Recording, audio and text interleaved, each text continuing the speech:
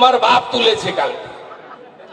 আমি আপনাকে বললাম সুজয় ব্যানার্জি যদি বাপের বেটা হন, আমি 25 তারিখে পাড়া আসবো, আর উচ্চ মাধ্যমিকের পরে 26শে ফেব্রুয়ারি আমি লোকসভা ভোটের আগে মানবাজারে আসব। যদি আপনি বাপের বেটা হন, আমাকে আটকে দেখাবেন, তাহলে বুঝবো। সম্মানীয় শুভেন্দুবাবু, পশ্চিমবাংলার বিরোধী দলনেতা বিধানসভার, আপনার প্রতি আমার বক্তব্য একটাই, আপনি ঝালদার মিটিংয়ে আমার বাপ তুলে বলে গেছেন যে বাপের বেটা যদি হয় যে আপনাকে আটকিয়ে দেখাবো। মানবাজারে 26শে ফেব্রুয়ারি আপনি ডেট দিয়েছিলেন।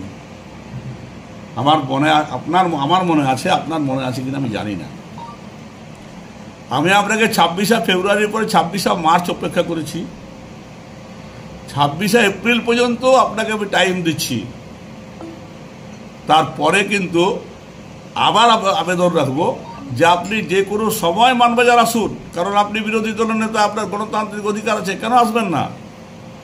কিন্তু বাপের বেটা বলে চ্যালেঞ্জ যেটা ছুড়েছিলেন সেটা কিন্তু এখনো পর্যন্ত পূরণ করতে আপনি পারেননি।